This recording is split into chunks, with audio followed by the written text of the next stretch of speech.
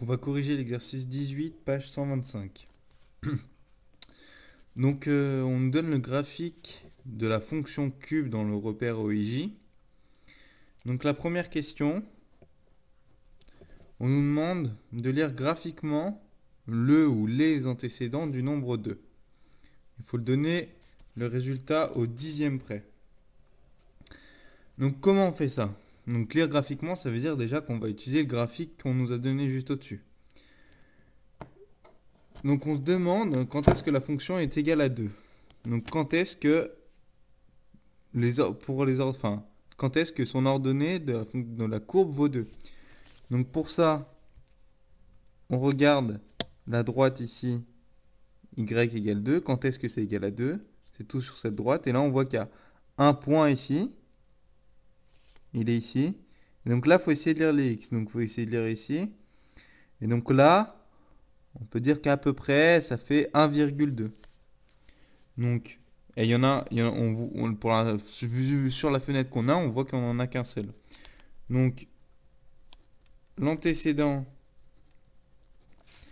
de 2 par la fonction cube, on ne lui a pas donné de nom, donc on va dire la fonction cube. Du coup, on a dit qu'on fait approximativement, et donc on a dit que c'était à peu près 1,2. Vu qu'il faut faire au dixième près, il faut bien donner le virgule 2. Ensuite, deuxième question, quels sont les antécédents de moins 2?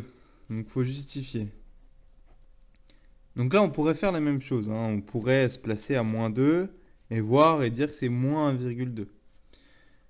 Mais là, on peut faire quelque chose d'un peu plus, on va dire, élégant et d'un peu plus précis. Eh ben, on a vu dans l'activité fonction cube que la fonction cube, elle est impaire. Donc ça veut dire que qu'on aura du coup f de 1,2, ça sera égal à moins f de moins 1,2. Or, nous, on sait que, ce qu'on a dit, nous, c'est que f de 1,2, c'était à peu près égal à 2.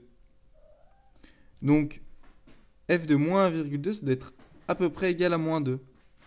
Et donc, vu qu'elle est impaire, eh ben, on peut dire, donc on va marquer comme, on va l'appeler f. F est impair.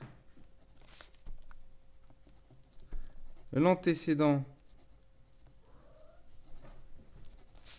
de moins 2, et bien cette fois, c'est moins 1,2. Parce que ça doit être symétrique. Donc si le point ici, c'est le point de coordonnées moins 1,2, 2, du coup le point là, forcément, ça sera le point de coordonnées